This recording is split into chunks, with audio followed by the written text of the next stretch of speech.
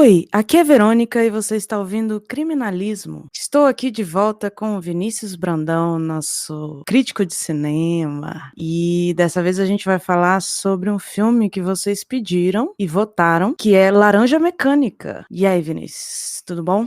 Tudo tranquilo? Tudo bem aqui e com você, Verônica? Tudo bem, tudo tranquilo. Tirando que o filme é meio tenso, né? O povo votou no Laranja Mecânica. Votou, eu fiz uma votação entre um filme e outro. Uhum. Laranja Mecânica ganhou. A tendência do seu podcast é filmes que não são tão good vibe, né? Pois é, a gente acaba vendo muito filme bad vibes, muito filme tenso, porque O é próximo isso filme mesmo. agora é Prenda-me se for capaz. Ah, mas esse filme é até de boa, pô. Então, Prenda-me se for capaz é super tranquilo, good vibe. O cara fica bem no final, fica amigo do polícia que perseguiu ele. Pois é, vamos fazer uma coisa mais leve na E é um comportamento criminoso, hein? Não dá pra negar isso. comportamento criminoso. E, assim, não é. Eu quase que eu falei o Vips com o Wagner Moura, mas termina bad também. Eu acho que eu não vi esse, eu só vi o documentário. Eu não vi o documentário, eu só vi a versão com Wagner Moura. O documentário é bom, é bem interessante, assim. Dá pra tirar Uhum. várias conclusões do cara. É. Mas, voltando, galera Não é desse filme que a votou. gente tá falando agora. Não é. Galera votou no @criminalismo lá no Instagram. Acompanhe lá, porque eu faço votações, eu pergunto sobre temas, sobre pessoas, sobre o que vocês querem, o que vocês buscam. Conversa lá, troca ideia. Então é isso. Aí a gente vai falar de Laranja Mecânica e indo direto ao assunto. Dá a ficha técnica aí, Vinícius. Vamos ver sobre o que é esse filme, quem que dirige, por que ele é um filme tão conhecido, né? Hoje em dia, desse filme, assim, ficha técnica que vai chamar a atenção de verdade é diretor Stanley Kubrick, ator principal Malcolm McDowell, o escritor do livro, que também é acreditado lá como roteirista, que é o Anthony Burgess. Esse filme é sobre um garoto no futuro, um garoto, ele pode chamar de garoto? Sim, ele é adolescente. É um adolescente em um mundo futuro super estimulado pela cultura de violência que existe nesse tal desse futuro. Não só a cultura de violência, né? Violência, sexo, drogas e tudo mais, que é super estimulado com a cultura popular, se torna um. Se torna não, né? Ele já começa o filme como um criminoso em vários níveis, e o filme vai abordar muito sobre o tratamento que a sociedade vai dar para ele, baseado na história de crime dele. A ideia é refletir, né? Sobre isso, sobre punição. Como é que é o nome daquele negócio que você falou uma vez, que existem formas de funções que as pessoas acreditam ao encarceramento, não é isso? A punição, a. Ah, você tá falando de ressocialização, essas É, coisas. isso. E É, então, eu acho que o filme discute muito isso também. Pra que a gente prende as pessoas? É pra afastar elas? É pra punir? É pra ressocializar elas? Reeducar? é um filme, assim, bem complexo, tem várias camadas, ele fala de várias coisas diferentes. Eu acho que tem coisas que os próprios autores não imaginavam, não fizeram pensando em certos temas, sabe? Tem coisas que eles não pensaram, mas que dá pra discutir. E eu, assistindo agora, pra gente falar sobre, assistir de novo, eu tive um olhar mais criminológico, sabe? Que quando É. eu assisti pela primeira vez, eu era adolescente. E aí, Uhum. na época que eu era adolescente, eu focava mais na parte caricata, no visual, na crítica à violência. Eu via de uma forma mais superficial, mais básica. E aí, hoje, Uhum. vendo com o olhar da criminologia, a gente consegue pegar várias coisas importantes, várias informações. Porque o principal, o Stanley Kubrick e o Anthony Burgess, eles até falam que é uma sátira social ao governo totalitário, né? Eles focam muito nessa parte da autoridade, mas você consegue olhar o outro lado, que é a questão de você olhar o criminoso e por que ele comete o crime, por que ele é assim, como fazer para resolver isso, essa coisa da reforma, tratamento. E no filme isso fica muito caricato, né? Vamos tratar a parte física de uma forma que resolva o nosso problema. Qual é o nosso problema? É superpopulação, as prisões estão lotadas e o crime está muito grande. Então vamos acabar com isso. Vai resolver o problema do cara? Vai entender o cara? Por que o cara comete o crime? Não. Ele vai tentar resolver de uma forma como se ele fosse um objeto, assim. Ele não vê o criminoso como um ser humano que pensa, que sente, etc. Ele vê como um obstáculo, como um problema, uma dificuldade que precisa ser resolvida. Eu acho que me pediram fazer uma resenha de última hora desse filme, há não sei quantos anos atrás. A minha resenha foi bem simples assim. É uma história de violência, né? Não só do Alex com os outros, mas dos outros de volta para o Alex. É um bom resumo, porque é basicamente isso mesmo. Tudo gira em torno da violência. A violência que ele Uhum. faz e depois a violência que fazem com ele, como se fosse uma vingança, né, uma retribuição. É. E na verdade você não sente, pelo menos eu assistindo, eu não senti aquela coisa de olha só, vingança, que legal. Eu fiquei na verdade triste, que é violência atrás de violência, que não adianta nada, não resolve nada. O É, que você acha? é porque é muito complicado, né? As violências que ele sofre de volta, né?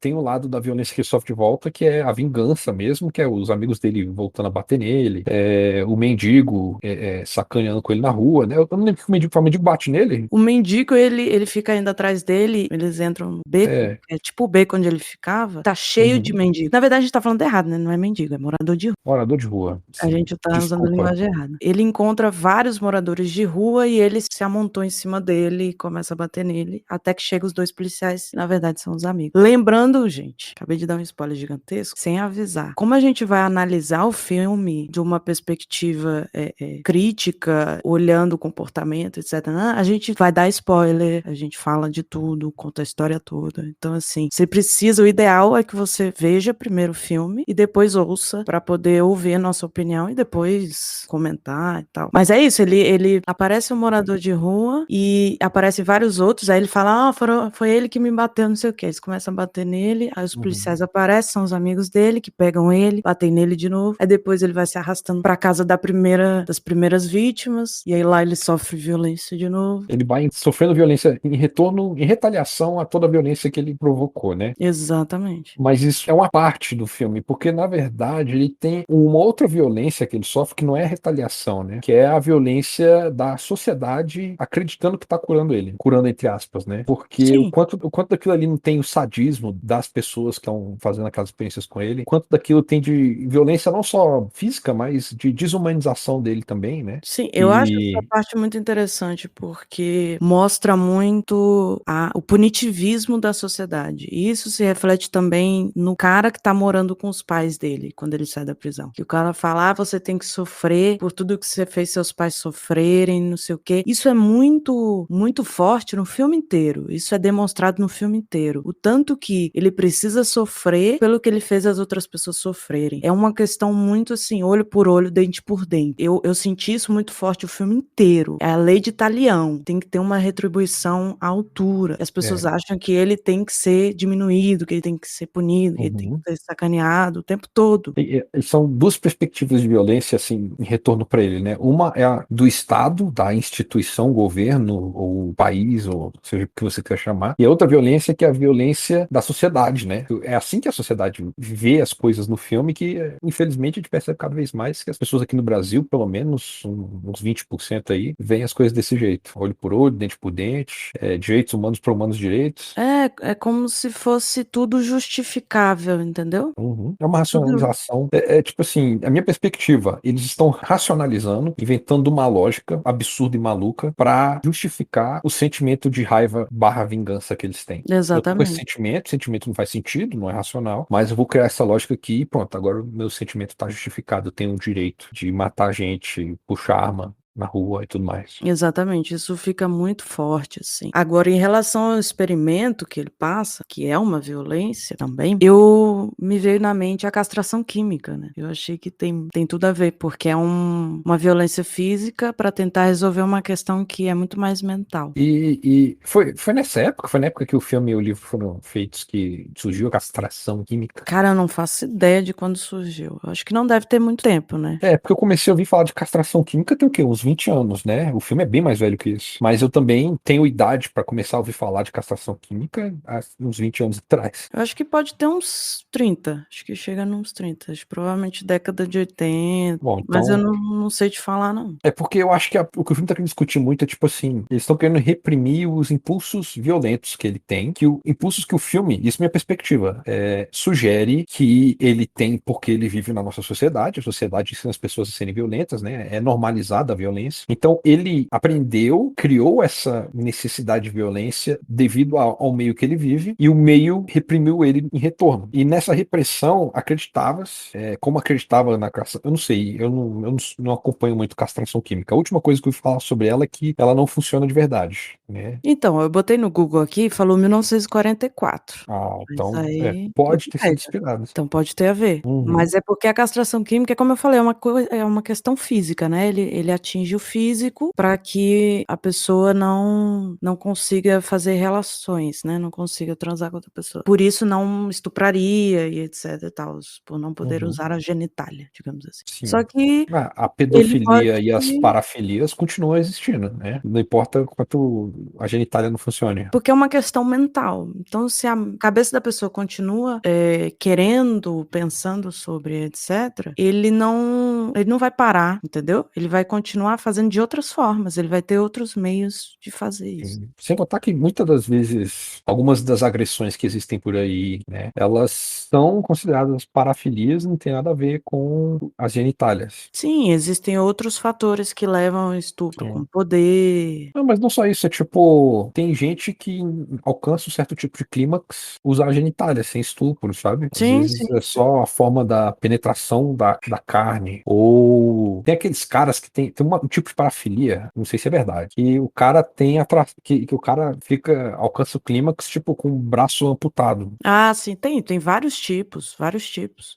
Então, tipo, impedir a genitália do cara de funcionar se ele tá só, se já tá tendo meio que orgasmo, só de estar com o braço amputado, não vai fazer diferença. Não é uma solução de verdade. E tem como ele usar outros meios, tem como usar outros instrumentos para penetrar, se esse for o caso, entendeu? Não é Uhum. a genitália em si que é o centro do universo da questão, entendeu? Principalmente questão de estupro, né?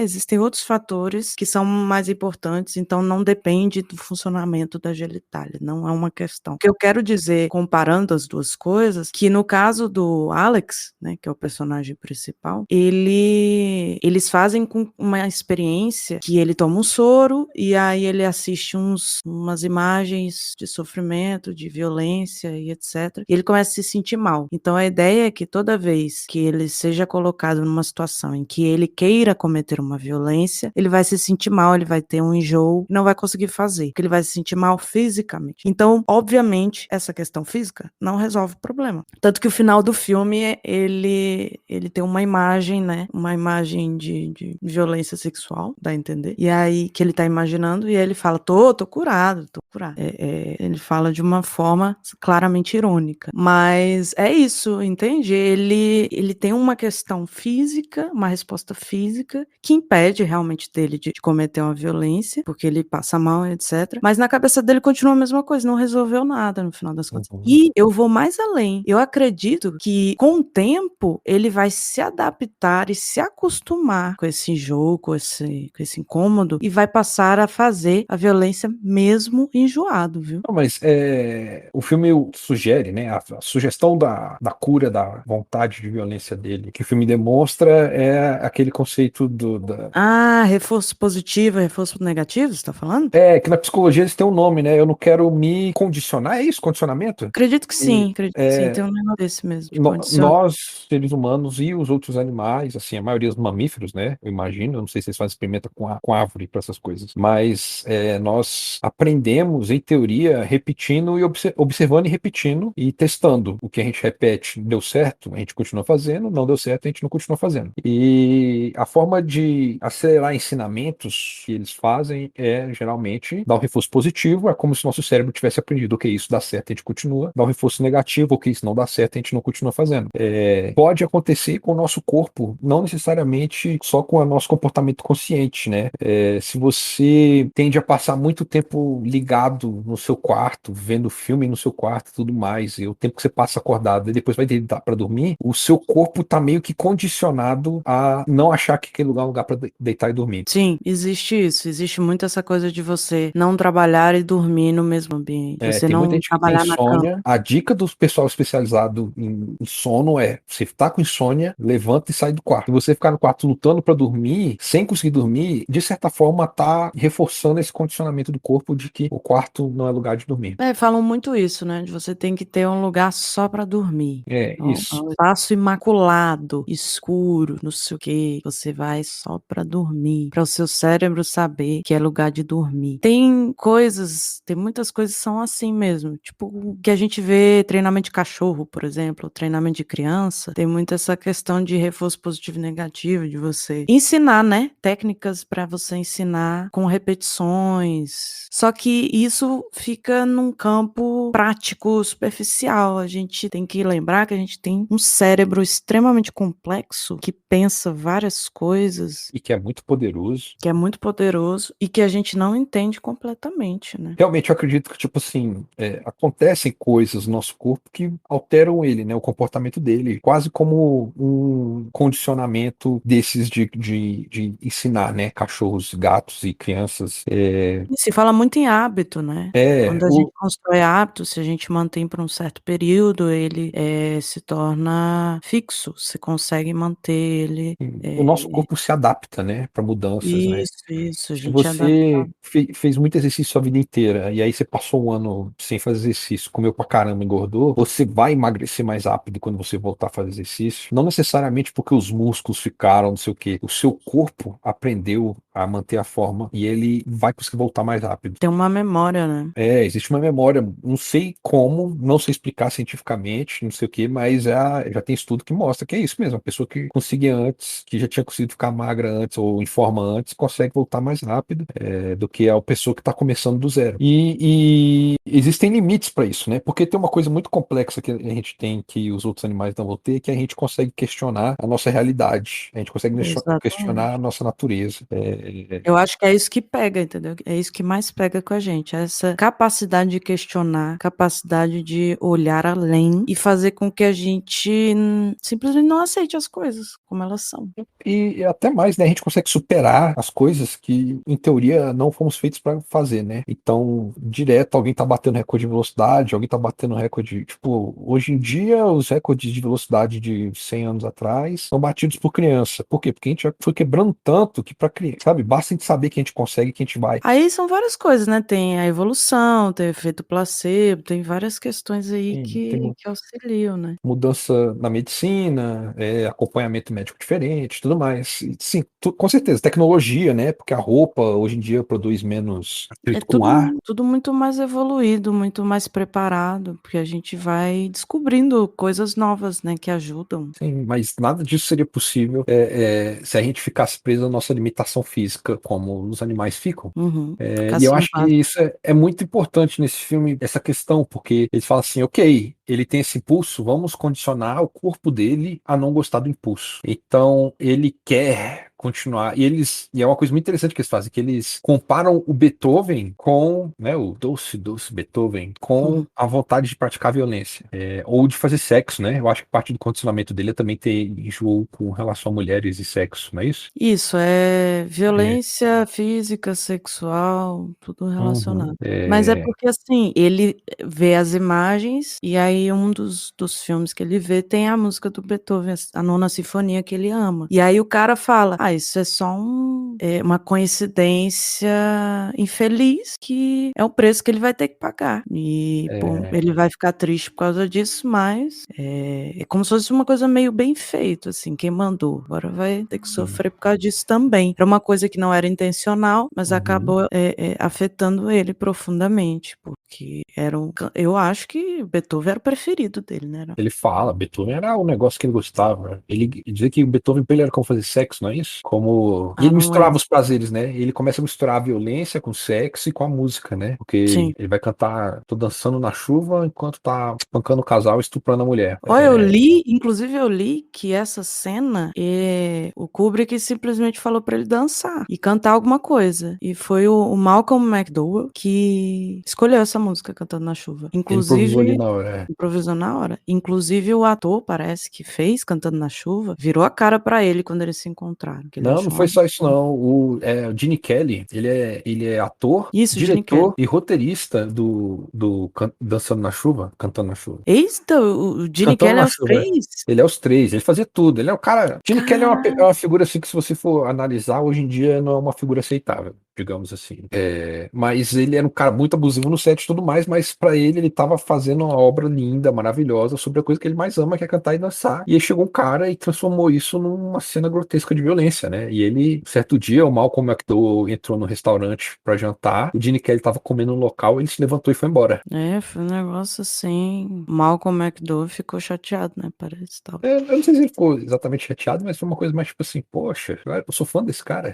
O que eu li foi nesse sentido. Não sei se é verdade, né? Mas o que eu ouvi falar Tem um documentário Laranja Mecânica que veio olha com o o primeiro cara, não lançamento dele em DVD e o sabia documentário disso não. é quase a extensão do filme. O documentário é enorme. E o Malcolm McDowell, ele conta essa história, ele lembra do Gene Kelly levantando e indo embora do restaurante. Tem algumas coisinhas, né? Por exemplo, Kubrick recebeu ameaça depois do lançamento do filme. Pergunta pra galera da geração dos nossos pais, é engraçado ver. Tipo, meus pais lembram do filme sendo proibido aqui no Brasil, aí Teve depois indo uma época. assistir e não ter achado nada demais. Ele demorou para ser lançado aqui, porque foi proibido durante um tempo. Tem todo esse negócio. Ele é um filme meio de contracultura no meio da época da ditadura militar, então, né, vai ter problema pra lançar aqui no Brasil. Sem contar que ele é extremamente explícito, né? Tem imagens super sugestivas, Mas você tá falando da quadros. parte sexual ou violenta? Isso, dos dois, né, mas É tem porque, tipo muita coisa assim, sexual que era inaceitável em muitos é porque a lugares. ditadura militar foi a época da pornochanchada, né? Sim, mas eles tinham os motivos específicos para aceitar pornochanchada. Eu acho que misturar sexo com violência não era uma coisa aceitável. Eu acho que a diferença é o discurso mesmo, porque Também, é um também. bando de militar machista no poder, eles tipo assim, põe pornografia, a gente quer ver mesmo a Sônia Braga pelada, a gente quer ver mesmo como é que é o nome das mulheres lá que fazia? Não lembro o nome de nenhuma delas. A gente quer ver essas Vera mulheres peladas Fischer. mesmo, faz esses filmes,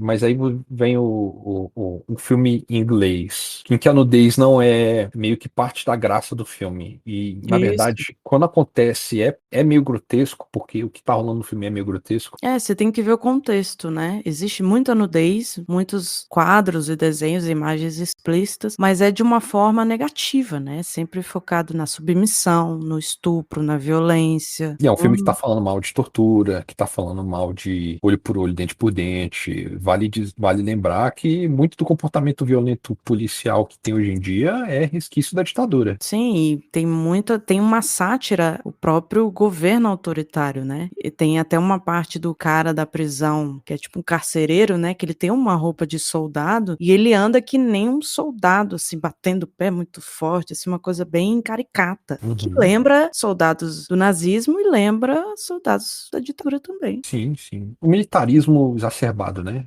O autoritarismo misturado com o militarismo Isso, dá exatamente. esse tipo de coisa. Então, com certeza, essa é uma mistura de coisas, né, violência, o sexo de uma forma violenta, e a parte do autoritarismo, do governo, e é tudo muito satírico, é tudo muito caricato, até a linguagem, né, tem a questão do Anthony Burgess ter criado uma linguagem, a tal da língua NAD7, que é uma mistura de inglês, russo e gírias, que inclusive sofreu muitas críticas, porque a galera tinha dificuldade de entender, fizeram até Uhum.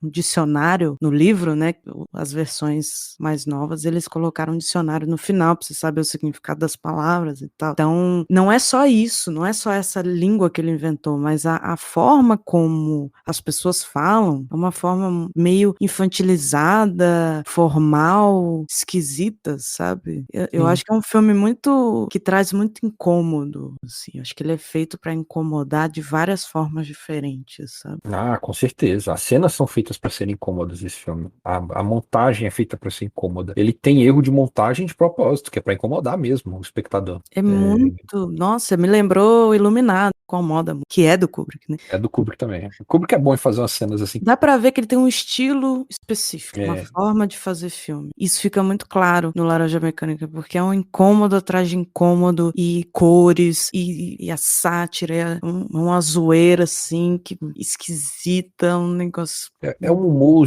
usado de um jeito muito único, assim, que não é muita gente que usa desse jeito, é um humor feito pra você não rir dele. É, Porque exatamente. a piada tá lá, vindo das piores pessoas possíveis, fazendo as piores coisas possíveis. Então se você É for rir desse filme, você tem que ser um pouco sádico, hã, ou extremamente sádico. ter alguma vontade aí maluca de estuprar alguém. E isso se reflete muito no personagem do Alex, porque Isso. é uma coisa que eu fiquei prestando atenção, que eu já tinha percebido, óbvio, antes, que é muito claro o descaso dele, o jeito dele nem aí de ser. Mas eu comecei a ficar: "Gente, ele não se importa", ele tem um ar infantilizado, né, a coisa do adolescente, que é mais cru, digamos assim, mas ele meio que ele não aprende, ele não entende o que que tem de errado nas coisas, ele chega naquela fase que ele tá na prisão, que os próprios a própria galera da prisão fala, né, que ele tá só repetindo, eles percebem que ele não aprendeu, não evoluiu, Uhum. não cresceu, que ele tá só bajulando, que ele tá só fingindo, É. mas dá pra ver claramente que ele não consegue, sabe, que ele tem muita dificuldade de aprender com os erros ou com as coisas que acontecem, que ele simplesmente ri de tudo, sabe, ele tá sempre com um sorriso no rosto, falando um monte de besteira e não pensa nas consequências, ele faz tudo de forma impulsiva. Eu acabo vendo muitas características psicopáticas no comportamento dele, sabe. Eu acho que isso é uma das coisas que vale que eu pensei, assim, quando se fala muito de acontecimento em certo futuro, que, tipo, eles falam o termo ultraviolência, que é legal, divertido, e que ele parece ser um cara popular por causa dessa ultraviolência, né?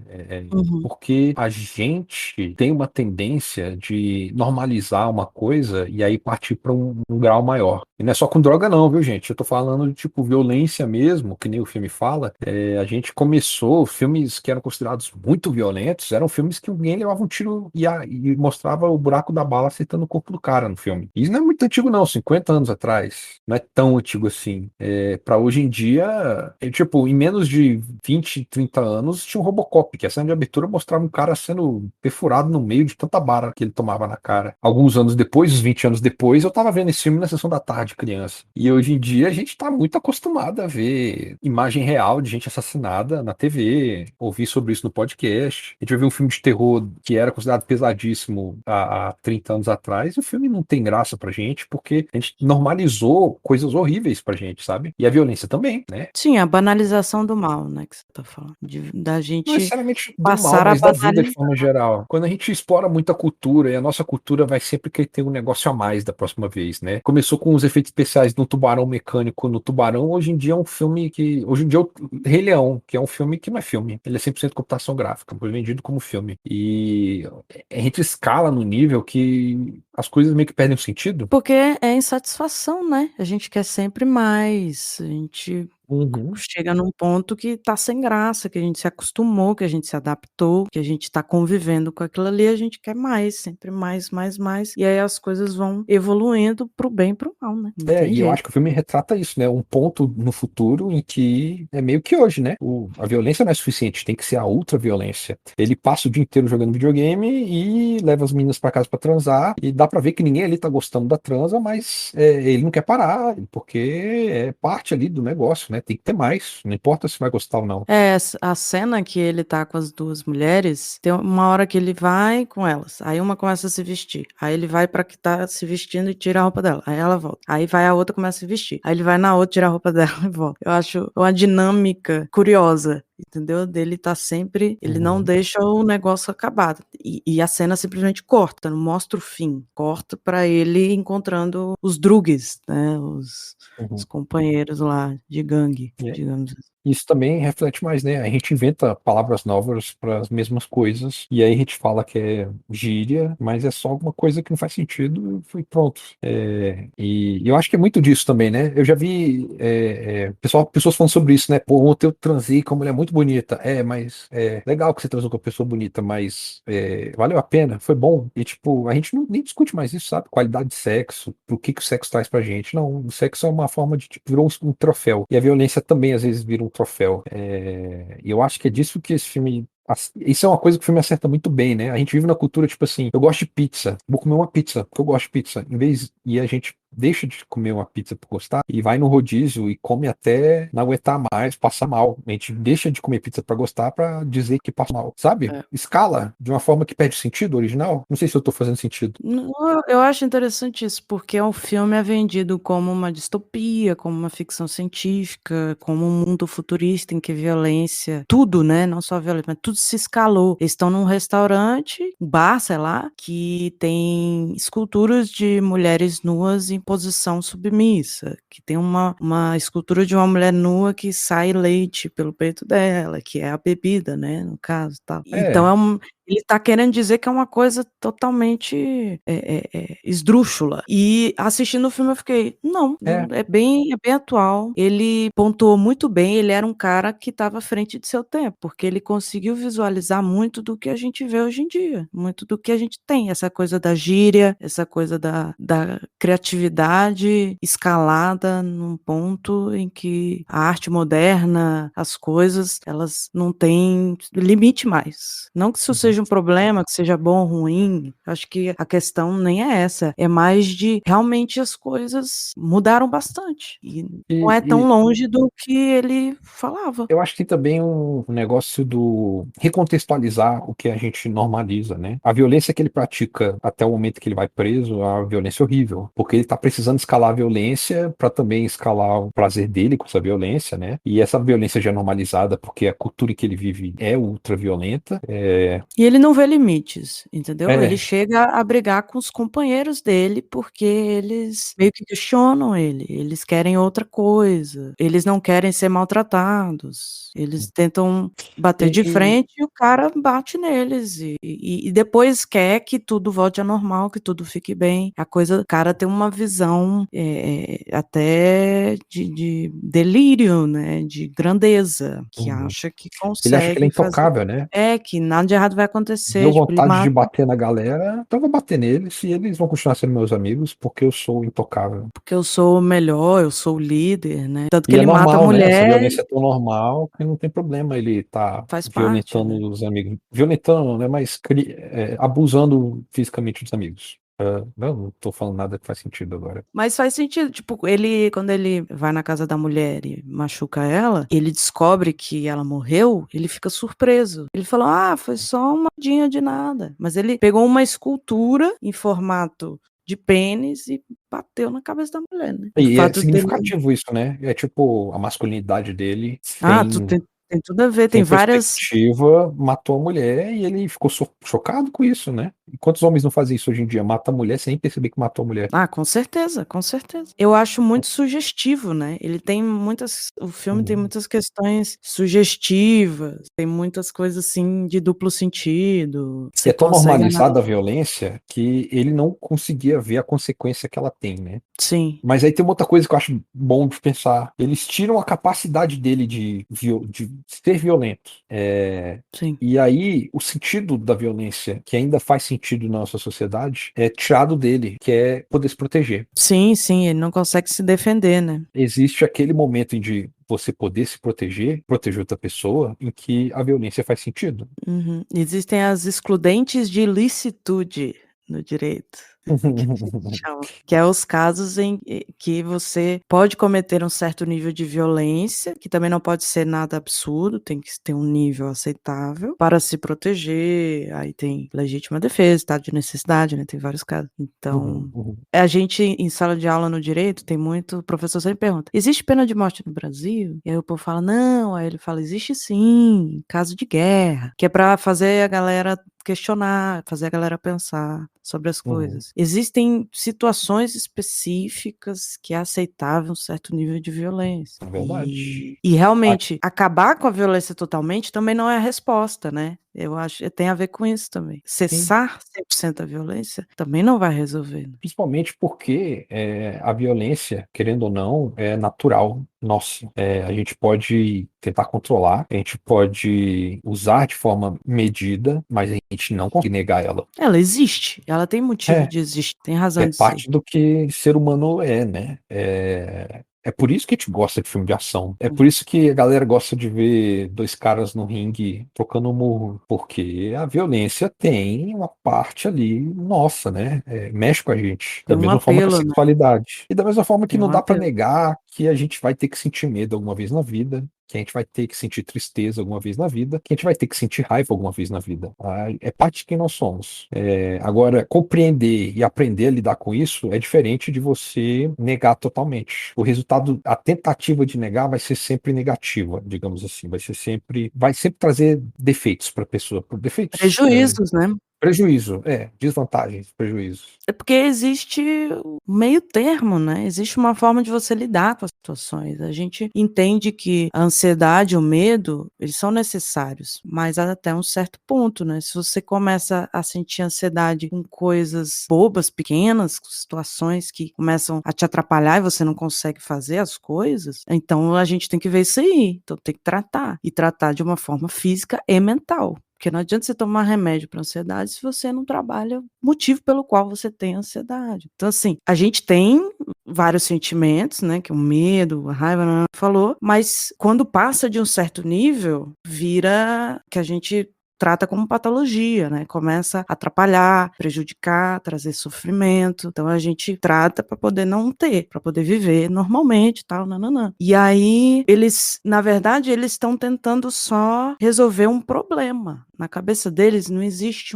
tem uma pessoa cometendo crimes, etc., atrapalhando a sociedade, mas que tem uma pessoa ali dentro que pode estar em sofrimento, que precisa de ajuda, nananã. Eles não conseguem separar isso. É um problema que precisa ser resolvido, é uma questão que precisa ser sanada, porque eu quero me eleger, porque eu quero ter a aprovação da população. E aí essa questão política também é muito forte dentro do filme, porque ele, principalmente no final, né, quando ele fala que o que aconteceu com Alex atrapalhou muito o lado político do cara, o ministro do interior. Pra mim não faz sentido nenhum esse ministro do interior mexendo com justiça, mas tudo bem. E aí É muito humor britânico isso, né? Que nem Se bem que eu não sei se o Guia do Mochileiro das Galáxias é britânico, eu acho que é britânico também. Que é ele foi o feito. Monty Python, pô. Monty Monty Python Python. mexe com isso direto. Esse humor de, tipo, transformar, como é que eu posso dizer assim, o Estado em uma piada, porque, na verdade, a vida em sociedade é meio que uma piada, porque nós somos muito complexos. Nada é real, né? Aí a gente vai É, longe, que nada é real, mas nada faz sentido. mas a gente pode ver aqui um caso aqui no Brasil que reflete muito bem isso. A gente tem o jornal lá, o Sensacionalista, que ele tá Sim, zombando com jornais sensacionalistas. Ele cria matérias piadas para satirizar a loucura que acontece na política. E aí a política ficou tão maluca que eles chegaram ao ponto de noticiar apenas que, tipo assim, a notícia é essa aqui. E eles botaram a notícia de verdade, é essa piada. Eles sim. publicaram uma notícia de verdade e falaram que era piada, porque a nossa capacidade de relacionar, porque política é isso, né? Política é diálogo, né? Política é negociação entre partes, né? Uhum. E as nossas complexidades e os nossos egos, nossa necessidade de se impor é tão maluco, tão bizarro, que quando o que sai desses acordos é loucura, parece piada mesmo. Então, E faz a crítica sentido você fazer uma espécie alienígena, um livro de comédia, que tem que fazer um documento de burocracia para poder derrubar uma cerca da altura do joelho de alguém. e essas coisas acontecem, porque existe a sátira, como você falou, chega uma hora que o sensacionalista põe uma notícia real. Porque se você for observar a quantidade de notícias e situações que são absurdas, que são surreais e bizarras, essas coisas que aparecem, por exemplo, no Guia do Mochileiro, se você for transpor para a realidade terrestre, digamos assim, vai ter coisas bem parecidas, bem próximas. Sim. muito da ficção, ele pega da realidade, dos absurdos mesmo da realidade. Se Então você a for colocar comédia britânica, vai ter muito mais desse tipo de humor do que nas outras comédias. Mas Asterix e Obelix tinha muito disso. Asterix e Obelix eu acho que é belga, né? cara, mas o Aquele. filme você tá falando do filme? O filme eu não sei se é belga não. O filme é francês, mas É francês. os livros são belgas, é. Não, o livro não é francês? Não, o Odeso é belga. Pra mim era deixa eu te falar. Quadrinhos francês. Meu Deus, o Asterix é francês. Sim, Eu tô mas muito chocado com isso. sempre foi. Dane-se, né? O Deso hoje em dia é um fascista maluco, então não importa. Mas Ih, tem rapaz. uma história do Asterix, que é os 12 trabalhos de Asterix, que um dos 12 trabalhos do Asterix é entrar num prédio de burocracia, um negócio meio governamental, e conseguir o carimbo num documento roxo. E eu não vou descrever muito, não. 12 trabalhos de Asterix eu acho que é o melhor livro do Asterix. Vamos lá ver, que é muito engraçado. Deve ser um drama pra conseguir. Cara, até hoje, quando eu descrevo para as pessoas riem, velho, do quanto essa ideia é boa da zombaria com a burocracia. Existe muito isso no humor britânico, né? Essa coisa de zoar a burocracia. Acho que lá deve ser pior que aqui. É, né? Eles são Se muito não me engano. rígidos e ao mesmo tempo, quando eles soltam, eles são muito ácidos, né? É, eles têm um humor mais ácido, né? Uma coisa mais mórbida. E aí o resultado é o departamento do andar bobo, não é isso? Não? Do andar doido. É do andar. Ai, eu não lembro como é que era. Silly Walk, que eu só lembro em Silly inglês. Walk, Silly Walk, Silly Walk. É, o departamento do Silly Walk, que é tipo uma zombaria da burocracia, com uma forma como a pessoa pode falar, andar ou não. O Guia dos das Galáxias, maravilhoso sempre. Então, e esse filme aí, em que o filme claramente está zombando da figura da presença de um militar em relação a pessoas presas. Sim, com certeza. Tem toda uma. O próprio Alex, você sente que ele tá zombando da situação, sabe? Que ele tá brincando com a situação. Quando ele chega na prisão, o cara começa, tem que falar sir, tem que falar senhor. E aí ele faz umas perguntas. Você tem alguma doença? Aí ele começa a falar, no, sir! Que o cara grita. Aí ele começa a falar gritando junto. Ele começa a repetir, a imitar o comportamento. E ele faz rindo, né? Ele tá o tempo todo sorrindo quando ele faz as coisas. Então você vê que ele tá zoando, que ele não tá levando a sério a situação, né? Se brincar, até para dizer que é um humor à frente do tempo, vamos dizer assim, no fato do quanto eles demonstram a necessidade do berro e essa presença reforçada masculina dentro do militarismo, quase homoerótica, digamos assim, né? O cara começa a rebolar em vez de marchar e ele começa a perder a voz e a gritar com um agudo bem alto, né? Meio que questionando assim, tipo, esse monte de cara junto aí acha mesmo que é mais homem que qualquer outra pessoa que tá andando pela rua? Sim, tem disso, né? Tem essa zoeira. Eu acho importante essa sátira que eles estão fazendo, mas eu acho que ao mesmo tempo, uma coisa que os ingleses fazem bem nesse sentido é que a sátira deles é óbvia, sabe? Aqui no Sim, Brasil a gente foi satirizar político e acabou elegendo o cara que era uma piada. sim. As pessoas não entenderam muito bem. Tem um quinto da população aí que não sabe, não entendeu que estavam rindo da cara dele. Galera concordou, Eu acho também que zoou. não sei, não sei se é maturidade isso, mas na Inglaterra e na França a piada machuca em vez de empossar as pessoas, empoderar. Mas de qualquer forma, isso fica pra gente, né? Não sei se pra todo mundo fica muito claro, mas eu acho que a ideia é que seja bem claro que é uma sátira, porque é muito caricato, ele zoa de muitas coisas, tudo muito exagerado, assim. A fala, cara, pra mim ficou muito claro na fala que existe um exagero absurdo, assim. Ninguém fala do jeito que eles falam, um jeito formal zoeiro de falar, sei lá, não sei explicar, mas Uhum. muito específico. Acho que isso tem muito E a ver também com o sofrimento, né? Que o filme passa. Tá ali um cara que representa meio que tudo que a nossa juventude hoje em dia faz e não é legal, sabe? É só horrível. É horrível o tempo inteiro. sim, muito horrível o tempo todo, muito Se incômodo. brincar, ele tava. Eu não sei se o Stanley Kubrick pensou nisso, mas quando o Malcolm McDowell começou a improvisar cantando na chuva. Ele deve ter pensado assim, aquele cara era abusivo no set, fez a atriz que era o par romântico dele no filme, aquela mulher teve vários problemas, tanto que o bicho abusou dela psicologicamente, sabe? Mas não deve ter pensado nisso não, o Stanley Kubrick também tem altas histórias horríveis assim. Com certeza tem. Cantando na chuva, a menina que é o par romântico do Gene Kelly no filme, ela não sabia dançar tão bem quanto todos os outros dançarinos do filme, mas ela era boa atriz, então ele botou ela no papel principal. E disse que o bicho que ele tratou mal essa menina, pra ela pegar o jeito da cena, sabe? sabe? No Exi set. existe um São histórias histórico meio disso, horríveis, assim. né. No Iluminado Mas tem isso também com a atriz principal, né, o Kubrick mas faz aí, isso. tipo, o Stanley Kubrick não faria isso de crítica, porque ele faz isso com os atores dele, né. Exatamente. Diz que o Jack Nicholson também sofreu muito no set do Iluminado. Ah, mas parece que a mulher sofreu É.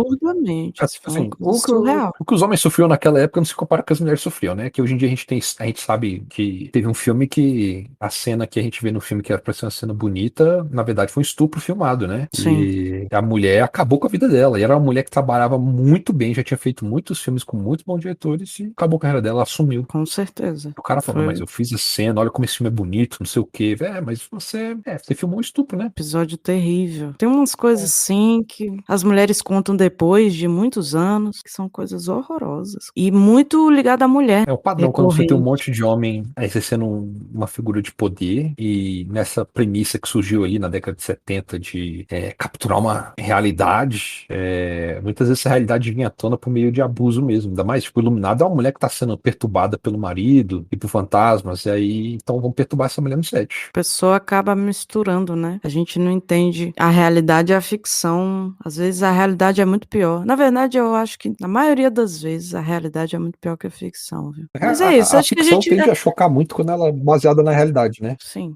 mas Deixa as pessoas te surpreenderem pra você ver quanto é pior. com essa vibe super positiva, super legal, acho que dá pra gente encerrar, né. A gente falou É isso coisa aí. pra A dica é caramba. Prenda-me se for capaz. É um filme que avalia comportamento criminoso e a vibe é ótima. Mais good vibes. Laranja Mecânica pra quando você tá com o psicológico forte, aí você consegue assistir sem ficar muito atormentado. Tipo isso, ô filmezinho incômodo. E eu tô calejada dessas coisas, mesmo assim, me incomodou. Eu só queria, antes de finalizar, recomendar esse filme. Não queria recomendar, não, mas vou ter que recomendar esse filme pra quem pretende seguir a área de criminologia, quer trabalhar com isso. Eu acho esse filme muito importante. Eu acho que ele não tinha intenção de ser tão importante assim pra criminologia. Ele queria focar mais na parte política, governamental e tal, mas ficou muito ligado à criminologia. Dá para abrir diversas discussões sobre o assunto, falar sobre criminologia positivista, que era focado na aparência, né? Queria dizer que o criminoso tinha uma aparência específica. Tal. O pai da criminologia é um cara, na minha visão, asqueroso. Eu tenho vergonha de saber que o pai da criminologia é um cara que criou o livro chamado Homem Delinquente, né? É o Lombroso, que queria dizer que a delinquência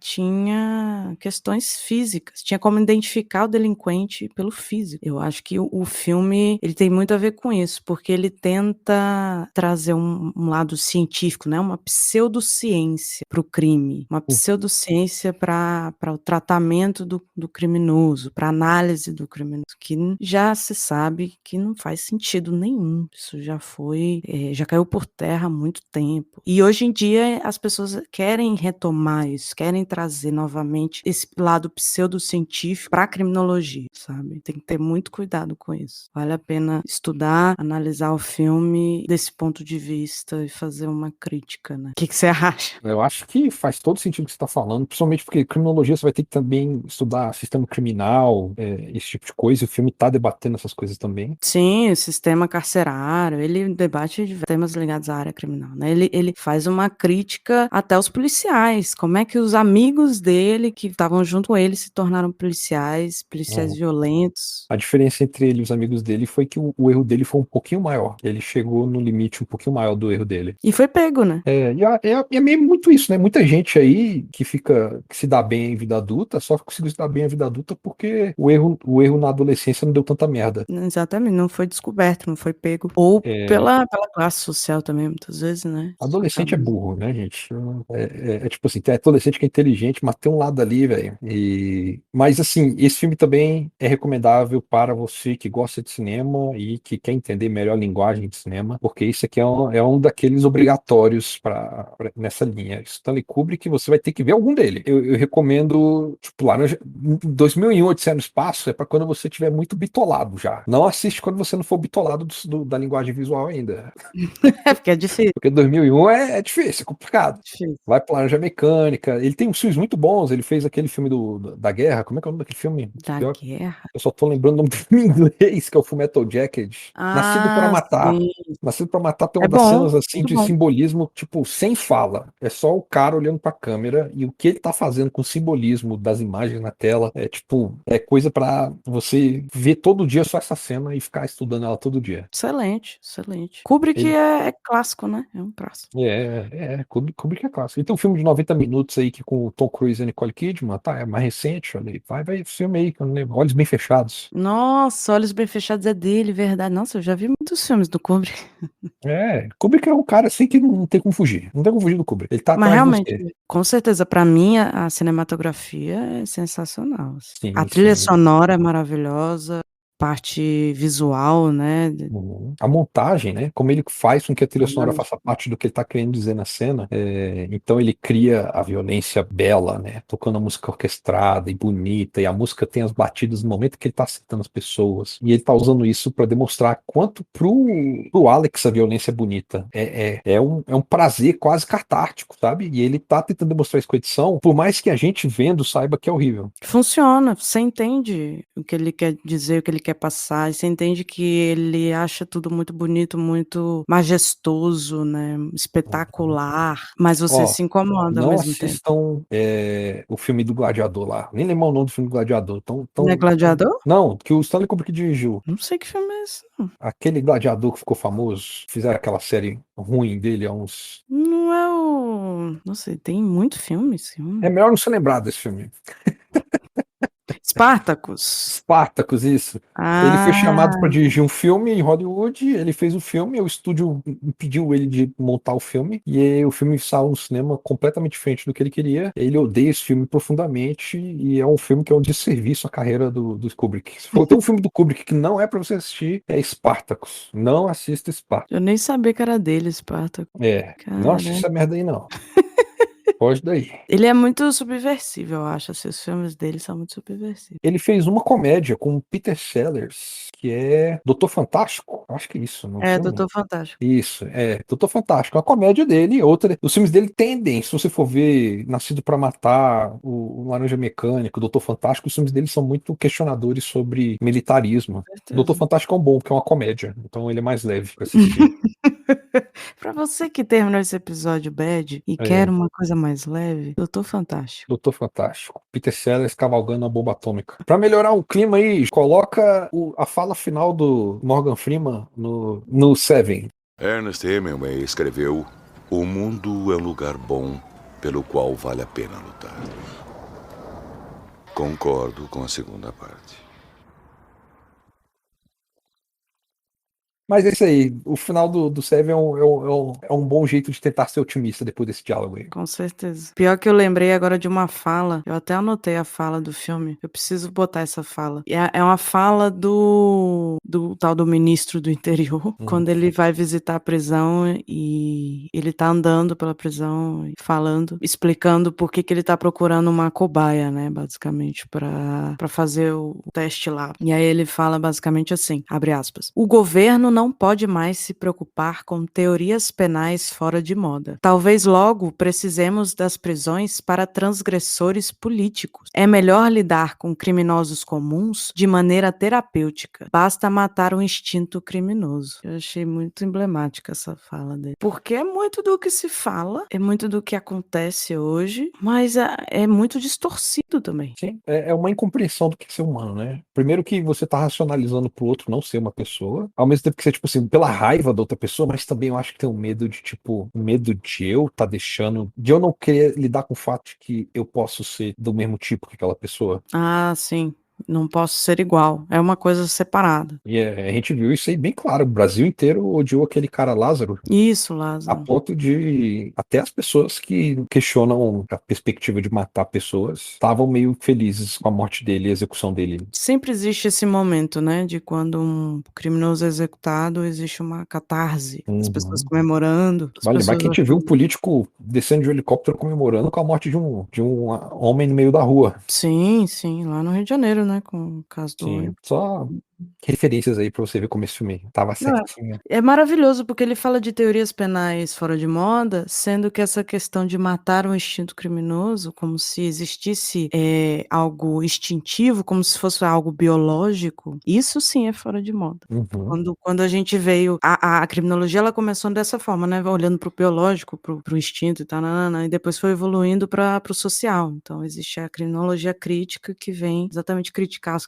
criminologias anteriores, que não analisavam a questão social da criminalidade. E aí, então, assim, totalmente, distorcido e fora da realidade, não tá certo de forma alguma na fala dele. Eu queria deixar isso bem claro para todo mundo. Se tudo que a gente falou aqui já não deixou claro o suficiente.